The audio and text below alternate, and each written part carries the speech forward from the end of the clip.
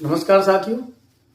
आज मैं जिस टॉपिक को लेके आप लोगों से रूबरू हुआ हूँ वो टॉपिक आजकल बहुत ही कंट्रोवर्सी बना हुआ है और आप जहां भी देखोगे वो टॉपिक आपको मिल ही जाएगा, चाहे वो ट्विटर हो, चाहे वो यूट्यूब हो, चाहे वो गूगल हो, कोई भी क्या नाम से सोशल साइट हो, उस पर काफी ट्रेंड चल रहा है। और उसमें जो चल रहा है वो चल रहा है सम्मानीय विकास दिव्य कीर्ति सर का, कि विकास दिव्य कीर्ति सर ने हमारे आराध्य भगवान राम और हमारी सीता माता के लिए उन्होंने कुछ ऐसे शब्दों का प्रयोग किया है जो शोभनीय नहीं है।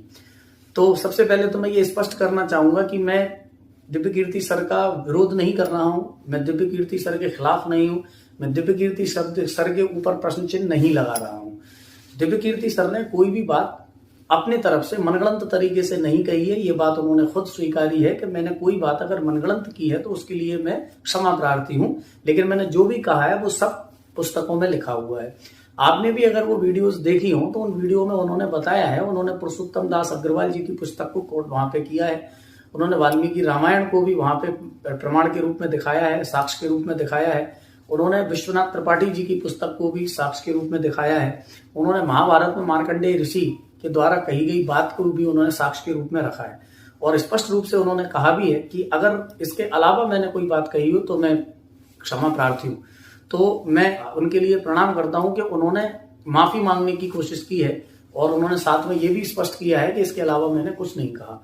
तो आप सोचेंगे कि भाई मैं कौन से मुद्दे को लेकर आपसे बात करना चाहता हूं। मुद्दा यही है, लेकिन थोड़ा दृष्टिकोण ये है कि मैं सर के ऊपर प्रश्न चिन्ह नहीं लगा रहा हूं, मैं प्रश्न चिन्ह इसी उत्तरकांड पे लगा रहा हूं कि मैंने बहुत ज्यादा रामायण नहीं पढ़ी है, बहुत ज्यादा महाभारत नहीं पढ़ी है ना। मेरे हिसाब से अभी मेरा जो मैं कोचिंग पढ़ाता हूं तो मुझे उतना टाइम नहीं मिला, लेकिन साहित्यिक हिंदी पढ़ाते हुए जितनी जितनी जरूरतें मुझे होती गई उतनी जरूरत के हिसाब से मैंने रामायण को भी देखा है, उतनी जरूरत के हिसाब से मैंने महाभारत को भी देखा है।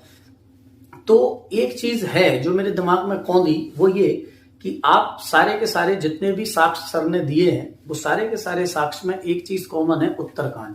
जितना भी कांड है, जितना भी ये बात है, ये सब उत्तरकांड को लेकर हो रही है। और उत्तरकांड, जहां तक मेरा मानना है, इस वीडियो का जहां ये उद्देश्य है वो उद्देश्य केवल उत्तरकांड पे प्रश्न चिन्ह लगाने का है, जिसके पीछे मेरे अपने मत, मेरे अपने तर्क और मेरा कुछ विवेक या मेरा कुछ चिंतन है।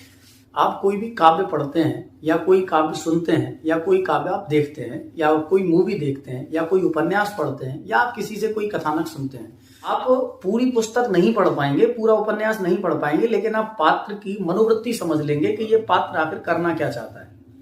आप अगर मूवी देख रहे हैं तो उस मूवी का जो नायक है वो नायक की आप मनोवृत्ति समझ लेंगे कि वो नायक की मनोवृत्ति क्या है, उसका चरित्र क्या है, ये आप भली भांति समझ लेंगे। मूवी खत्म होने से पहले आप ये समझ लेंगे कि नायक क्या है। तो इस आधार पर आप ये डिसाइड कर लेंगे कि जो नायक है वो कम से कम ऐसा तो नहीं कर सकता, क्योंकि आपकी मनोवृत्ति उसके प्रति ऐसी बन जाती है। मेरा कहना है कि आप जब रामायण पढ़ते हैं या रामायण को आप देखते हैं, आपने रामानंद सागर जी की रामायण को देखी होगी, रामायण को पढ़ी होगी, तो दुर्भाग्यपूर्ण बात यह है कि आप इतनी लंबी रामायण देखने के बाद, रामायण पढ़ने के बाद, आप मर्यादा पुरुषोत्तम भगवान श्री राम के चरित्र को नहीं समझ पाए या हम नहीं समझ पाए कि भगवान राम क्या वास्तव में ऐसा कर सकते हैं। 3 घंटे की मूवी में तो हम अंदाजा लगा लेते हैं कि नायक ऐसा नहीं कर सकता। एक उपन्यास जो 100-200 पेज का हो सकता है, उस उपन्यास को पढ़ के भी हम ये अंदाजा लगा लेते हैं कि भाई ये नायक ऐसा नहीं कर सकता।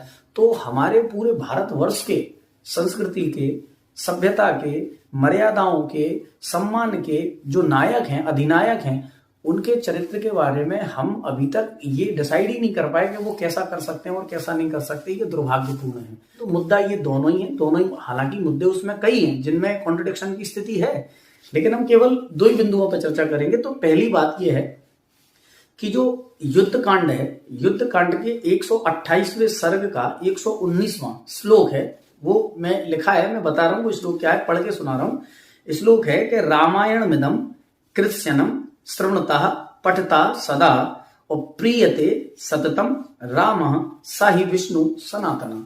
इसका अनुवाद ये निकलता है कि जो इस संपूर्ण रामायण का पाठ करता है उसको सनातन विष्णु स्वरूप भगवान राम सदैव उस पर कृपा करेंगे और उससे प्रसन्न रहेंगे।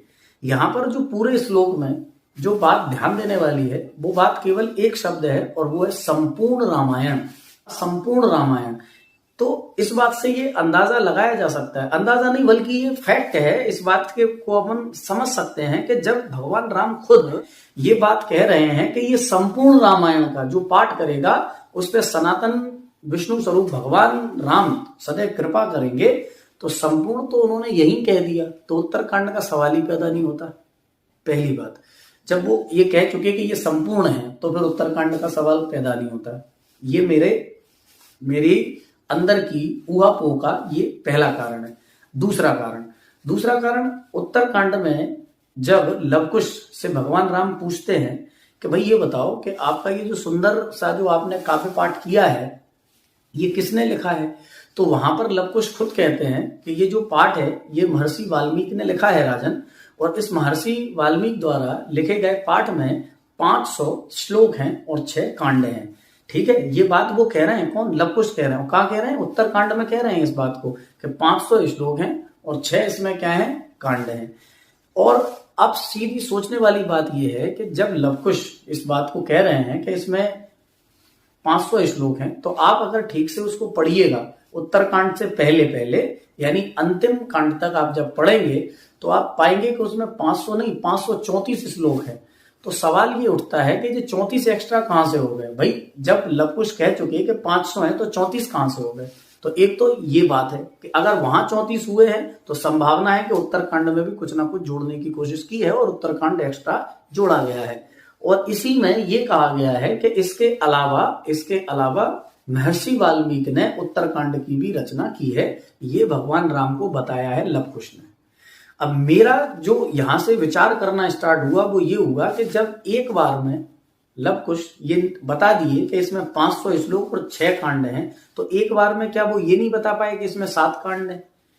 भाई जब वो बता चुके पहले कि 6 हैं तो 7 कहने में क्या दिक्कत थी? बाद में ये कहा गया, इससे आप इस शब्द की तरफ ध्यान दें कि इसके अलावा आदमी तब लिखता है जब वो बाद में किसी चीज को जोड़े और अपनी बात पर अमल करवाना चाहे, तब वो लिखता है बाद में। तो उन्होंने कहा कि भाई बाद में, तो बाद में क्यों? जब एक बार में वो सारा परिचय दे रहे हैं तो क्यों ना सारा परिचय एक बार में ही दे दिया जाए, बाद में ये कहने की क्या जरूरत है कि बाद में जोड़े?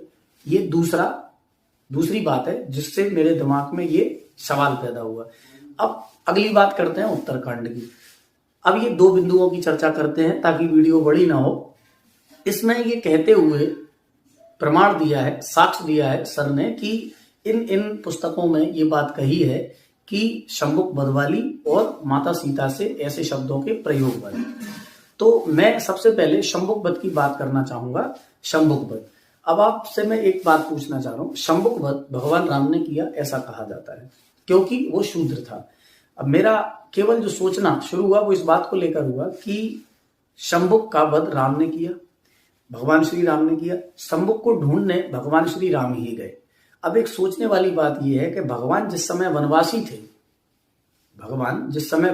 थे उस समय उनकी सेवा शुश्रूषा करने के लिए सैकड़ों लोग शामिल थे उनकी सेवा करने के लिए। उन्हें तो कभी खुद काम करने का मौका ही नहीं दिया किसी ने। वो तो राम के पेट का कभी पानी नहीं हिलने दिया उन लोगों ने, आदेश दिया नहीं राम ने कि कार्य हुआ नहीं। और अब जबकि वो राजा बन चुके हैं, राजा राम बन चुके हैं, तो भाई राजा बनने के बाद राजा खुद जाएगा ढूंढने कि कौन है, कौन शंबुक है, कौन गलत हो रहा है, ये करने राम जाएंगे। बताओ राम जाएंगे क्या? वो किसी को पहुंचा सकते थे, राम ही क्यों गए? दूसरी बात, चलो मान भी लें कि राम नहीं गए, राम ने किसी से नहीं कहा, तो फिर हनुमान चालीसा में भी पंक्ति मिलती है ना कि राम काज करवे को आतुर। तो ये तो राम का काज करने के लिए हमेशा आतुर रहने वाले थे हनुमान जी। वो कहाँ गए थे? अगर राम चाहते तो हनुमान जी को ना भेज देते।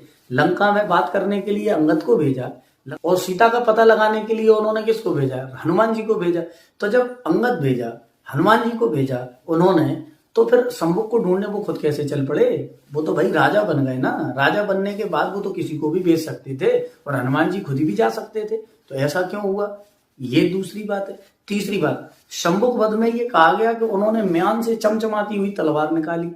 अब अभी तक आपने जितने भी भगवानों के आयुध हैं, अस्त्र शस्त्र हैं, सबके नाम सुने हैं, पढ़े हैं। जैसे सुदर्शन पढ़ा है, जैसे गांडीव पढ़ा है, जैसे पांचजन्य शंख पढ़ा है, जैसे पौंड्रुक शंख पढ़ा है, जैसे अनंत विजय पढ़ा है। जैसे विष्णु भगवान का गदा कौमुदकी पड़ा है, जैसे कोदंड धनुष पड़ा है। रावण की तलवार का नाम हमें पता चलता है कि रावण की तलवार का नाम चंद्रहास था, जो उसको भगवान शंकर ने दी थी। तो रावण की तलवार का नाम पता चल रहा है भैया, तो राम की तलवार का नाम पता क्यों नहीं चल रहा? राम जी की तलवार का नाम भी तो पता चलना चाहिए। तो ये सब शस्त्रों के नाम है भाई। और फिर शस्त्रों के अगर ये नाम है तो भगवान राम ने वो तलवार जिससे उन्होंने वध किया, तो वो तलवार का नाम क्यों नहीं है भाई? उनकी तलवार थी, उनकी तलवार का नाम मिलता। और चलो मान भी लेते हैं कि तलवार का नाम लिखना स्किप हो गया होगा, तो कोई चित्र, कोई मूर्ति, कोई छवि हमें ऐसी दिखती तो सही, एक बार तो दिखती जिसमें राम के साथ तलवार दिखती। हमें तो राम के साथ धनुष के अलावा कुछ दिखाई नहीं, तो ये तलवार कहां से आ गई? और चलो मान भी लें कि अगर वो राजा बन चुके थे तो राजा के लिए तलवार रखना कोई बड़ी बात नहीं है, राजा तलवार रख सकता है, अच्छी बात है, राजा तलवार रख सकता है। लेकिन भाई राजा के दरबार के या राज तिलक होने के बाद भी तो भगवान राम के फोटो मिलते हैं। हमारे ओरछा में भगवान राम की राजा के रूप में ही तो पूजा होती है, राजा राम ही तो कहते हैं, वहां पर तलवार है उनके साथ? नहीं है, तलवार होना थी। तो इस वजह से भी हमें ये सम्मुख वध ऐसा ही लगता है झूठा। तीसरा, शूद्र के कारण मार देना। भाई जो राम शबरी के झूठे वेर खा सकते हैं, शबरी के लिए हमने ये पढ़ा है कि शबरी या तो भील थी या शबरी कोल थी। जब कोई मानता है कोल, कोई मानता है भील, लेकिन मैं ये मानता हूं कि कोल हो या भील हो, दोनों थे तो आदिवासी। अब जब वो आदिवासी के झूठे बेर, ना केवल बेर बल्कि झूठे बेर खाते हैं, और ना केवल बेर खाते हैं बल्कि उनको वो माता कह के संबोधित भी करते हैं, तो फिर भाई वो भी तो शूद्री थी। अगर उन्हें शूद्र से इतनी दिक्कत होती तो उन्होंने भी तो राम की आराधना की थी, इतना सम्मान क्यों करते? दूसरी बात, जिस समय वो वनवासी हुए थे उस समय भीलों के साथ भी तो रहे, भीलों ने भी तो उनका सहयोग किया, भीलों के लिए उन्होंने सेवा की, भीलों ने उनकी सेवा की, तो फिर शूद्र के विरोधी कैसे हो जाएंगे वो? और दूसरा, एक निषाद जिसके लिए उन्होंने अपना मित्र माना है और परम मित्र माना है, और राज्याभिषेक जिस समय उनका हुआ उस समय उन्होंने निषाद को भूले नहीं है, उन्होंने निषाद को बुलाया है। तो फिर ये शूद्र की वजह से वध करने वाली बात मेरी तो समझ के परे है। और दूसरी बात ये है कि भगवान राम और रावण का जब युद्ध होता है तो उस युद्ध में हम ये देखते हैं कि रावण निहत्था हो जाता है, और जब रावण निहत्था हो जाता है तो उस निहत्थे रावण को भगवान राम मारते नहीं है, उस पर वार नहीं करते, उसको जाने देते हैं। अब मेरा सोचना ये है कि रावण मारना ज्यादा जरूरी था या शंभूक को मारना ज्यादा जरूरी था? अगर हम इस बात को माने जो कि मैं अपने कुल और वंश के सम्मान के लिए युद्ध लड़ रहा हूं, तो उन्हें कुल या वंश का सम्मान बचाना ज्यादा जरूरी है। तो वो कुल या वंश का सम्मान पहले बचाते कि शंभूक को मारते। तो निहत्थे को अगर उन्हें मारना होता तो वो रावण को ही ना मार देते। तो उन्होंने रावण पे हाथ क्यों नहीं उठाया? रावण को क्यों नहीं मारा? रावण को इसलिए नहीं मारा क्योंकि उनके चरित्र में ये बात शामिल थी कि वो निहत्थे पे हाथ नहीं उठाते। तो वो शंभूक जो कि ऑलरेडी निहत्था था, और वो ना केवल निहत्था था बल्कि वो मन से ईश्वर का नाम ले रहा था, तपस्या कर रहा था, तो संभव ही नहीं है। ये भी बात है कि भाई आप कैसे मान सकते हैं कि निहत्थे को मार सकते हैं? जब रावण पे हाथ नहीं उठाया तो शंभूक पे हाथ उठाने वाली बात ही पैदा नहीं होती, ये भी बात है। तो इस तरीके से मैं मानता हूं कि ये शंभुक वध की कपोल कल्पना है, ये झूठी कहानी है। अब दूसरी बात आते हैं जो आजकल चल रही है माता सीता के लिए, कि माता सीता को ऐसे ऐसे शब्द उन्होंने कहे। माता सीता के लिए जो शब्द उन्होंने बोले हैं वो शब्द आपने भली भांति सुने होंगे। तो सीता माता जी के लिए कहा गया है कि राम ने इस प्रकार के शब्दों का प्रयोग किया है।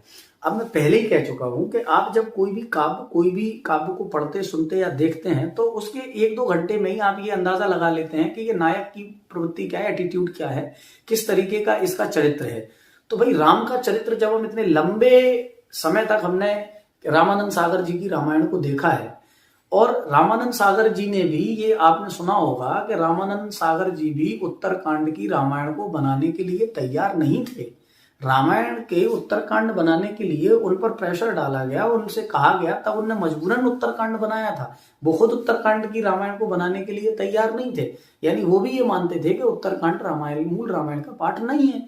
लेकिन फिर भी हम इसको मानते हैं कि चलो ठीक है, उत्तरकांड में सीता जी से इस तरीके की बात अगर वो करते, तो मेरा कहना इतना है कि अगर सीता जी से उन्होंने ये कहा कि ये हमारे वंश, हमारे कुल के सम्मान के लिए लड़ा गया युद्ध है, आपकी मुक्ति के लिए नहीं लड़ा गया, तो भाई राम भगवान घर से निकलने के बाद, सीता जी के हरण के बाद कहां कहां वन वन फिरे हैं। हे खग मृग मधुकर श्रेणी, तुम देखी सीता मृग नैनी, सबसे पूछ रहे हैं कभी जटायु से मिल रहे हैं, कभी हनुमान जी से मिल रहे हैं, कभी सुग्रीव से मिल रहे हैं, कभी किसी से मिल रहे हैं, कभी किसी से मिल रहे हैं, और जहां भी मिल रहे हैं बस एक ही रोना रो रहे हैं कि भार्या का हरण करके ले गए। भाई एक जगह भी वो ये उत्तरकांड के अलावा एक जगह भी ये कहते हुए हमें नहीं मिलते हैं जहां वो ये कहें हनुमान जी से या लक्ष्मण जी से या सुग्रीव से या किसी से भी ये कहें वो कि भाई हम युद्ध इसलिए चाहते हैं क्योंकि उसने हमारी भार्या का हरण करके हमारे